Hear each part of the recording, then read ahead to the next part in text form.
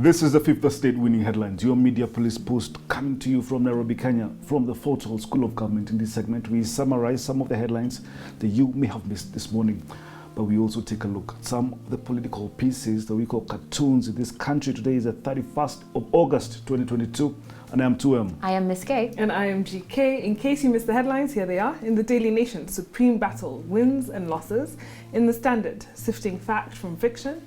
In the Star, court orders recount of vote in 15 stations. And in the People Daily, 9 questions in Raila poll case. Welcome. Thank you. This morning, Senior Counsel Philip Murgor shocked country when he told us that Chebukati's personal assistant, Mr. Dixon Kwanusu, had unfettered access to IBC servers. In fact, Murgor told us that Kwanusu accessed the IBC servers and performed verification processes of Form 34As 1,743 times. Wow. Please note that Kwanusu was not part of the gazetted members of IBC that were granted access to its systems. And that's not all. Philip Murgor, excuse me, also told us that one Abdi Dahir accessed IBC servers and verified 659 Form 34As. If this is true, then Chebukati could be found criminally liable.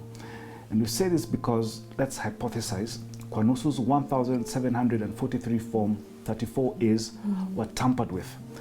We would be talking of a total of 1.2 million votes illegally tampered with. If Abdi Dahir's 659 Form 34As were tampered with, 461,000 votes would have been illegally tampered with. This gives a total of 1.7 million votes tampered with. But we have another thought. Wakili Murgor also told us that on August 12th, 3 days before Chebukati announced the election results, the IBC system had already generated Form 34C. Take note, Form 34C is only meant to be generated after all Form 34Bs have been verified and tallied. Form 34C is the form that captures the final results.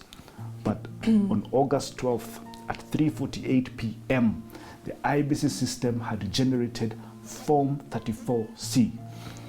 What's my point here?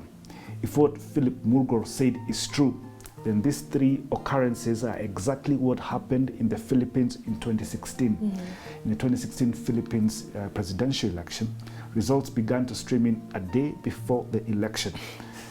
In essence, the Election Commission had already churned out their versions of Form 34C even before Filipinos woke up to vote. Please remember, the Filipinos were using the same election software Chebukati was using, Smartmatic. With regard to illegal access to IBC servers by Chebukati's PA, the same happened in the Philippines. In 2016, the Filipino Department of Justice ordered the filing of criminal charges against the Commission on Elections, which is the Filipino version of IBC, and Smartmatic for manipulation of the servers in the middle of results transmission in the elections. The DOJ in the Philippines found that Smartmatic, in collusion with election officials, had inserted an algorithm that manipulated the final election result big time.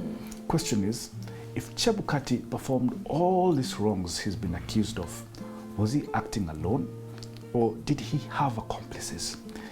And if he did, who are they? Oh, they must be uncovered. Oh, they really must. So I'm going to flip and talk about something else. The average Kenyan knows 2 things about the presidential election. The first thing the average Kenyan knows is that the IBC chairperson, Wafula Chebukati, is the national returning officer. The second thing the average Kenyan knows is that it is Chebukati's job to conduct the presidential election. And how do we know this? Chebukati told us, and we believed him. In a press statement dated 17th August 2022, Chebukati made 3 bold assertions. Yes. Assertion 1, Chebukati said, and I quote, "For the avoidance of doubt, the law provides that the chairperson of the commission is the returning officer of the presidential election. Assertion 2, Chebukati said, and again I quote, Regulation 87 of the Election General Regulations provides that he, as a chairperson, is the one empowered to verify and tally results.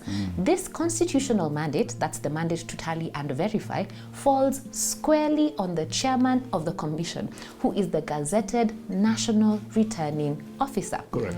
Assertion 3, Chebukati said that the role of the national returning officer is not a shared responsibility and it is not subject to plenary discussion of the commission. So Wafula Chebukati told us that the role of the national returning officer is his job. Yes. And we believed him. Correct. He even gazetted himself as national returning officer on 29th April 2022. Yes.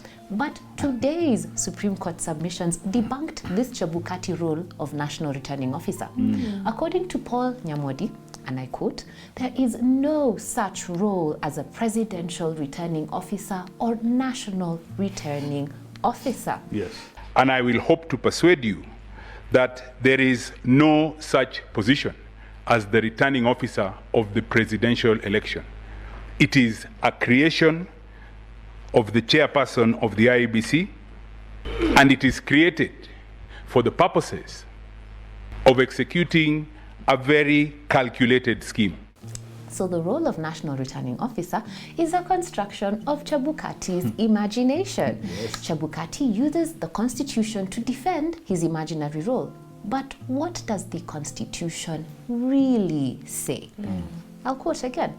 Article 138(2) of the Constitution says that if 2 or more candidates for president are nominated, an election shall be held in each constituency. Correct. Just below in Article 138(3)(c), the Constitution says, after counting the votes in the polling station, the Independent Electoral and Boundaries Commission shall tally and verify the count and declare the result. Yes. Now, I will repeat. The Commission shall tally and verify the count and declare the final result. Yes. Now, finally, Article 138(10)(a) states that within 7 days after the presidential election, the chairperson of the Independent Electoral and Boundaries Commission shall declare the result of the election. So the Constitution says that the Commission shall tally and verify the count and declare the result. Yes. The same Constitution says that the chairperson shall declare the result. Yes. The Chebukati excuse in his press statement is that Regulation 87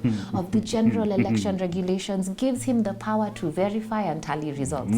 So our answer to this is that regulations are inferior to the Constitution. And Article 2 of the Constitution says that. It says that the Constitution is a supreme law of Kenya.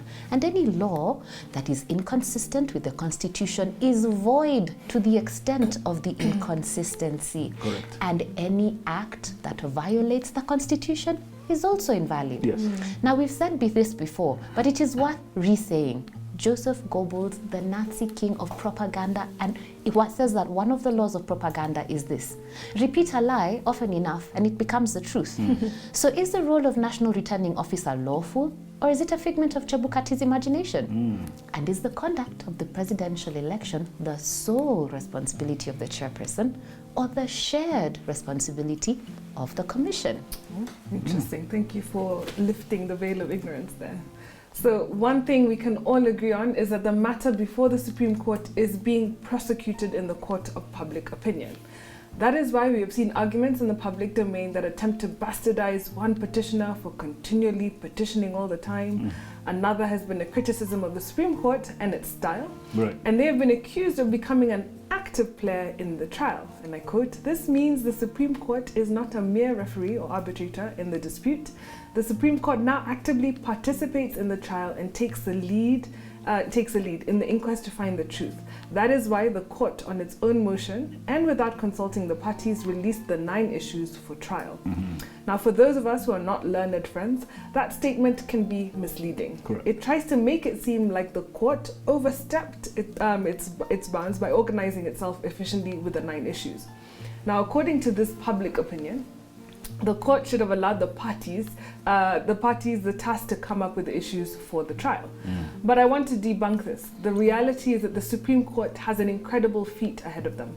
With the sheer number of petitions that were received and responses made, and with a short time limit of a few days, it has to organize itself in a way that allows for the comprehensive examination of all the pertinent issues. Correct. At the same time, and that same public opinion is also being misleading by saying that the Supreme Court has shifted trajectory from being an adversarial trial to being an inquisitorial trial. Now, these are the two types of legal traditions that dominate the nature of investigation and adjudication around the world. Yes. The adversarial system assumes that the best way to get to the truth of a matter is through a competitive process between prosecution and defense to determine the facts. Correct. And the inquisitorial system can be described as an official inquiry to ascertain the truth. It allows a judge who oversees the process to ask probing questions that would uncover vital truths. Now, the Supreme Court is still adhering to the adversarial process, but has to employ some elements of the inquisitorial process, precisely because of what is at stake. That is, Kenya's stability and peace as it chooses its next government. What we should be more bothered with is that the Supreme Court attempts to raise the burden of proof for all parties involved. As we watch the proceedings, we notice that the judges, for the most part, do not interfere with the submissions, unless you start doing this. Of Piki Ponki, Pakamelo Counsel again. Yes, my lord. I did give you brotherly advice. Be careful.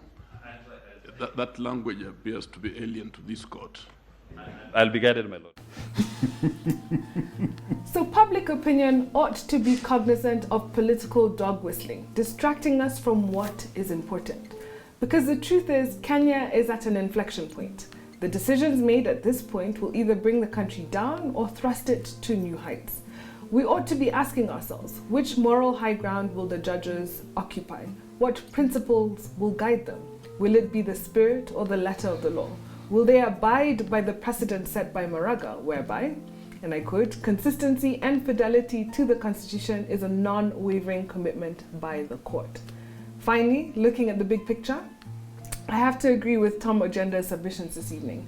We need more sanctions above nullification. Correct. If it is found that this election was fraudulent. Yes. And on that note, I want to submit that we either have the People Daily or the Standard as our winning headline. Standard. We can have both. I'll do that. I'll mediate. We can have both the Standard and the People You Daily just took my side. as the winning headline. Kindly subscribe to our YouTube channel, but also find us on GoTV, Prime Free to Air, and StarTimes.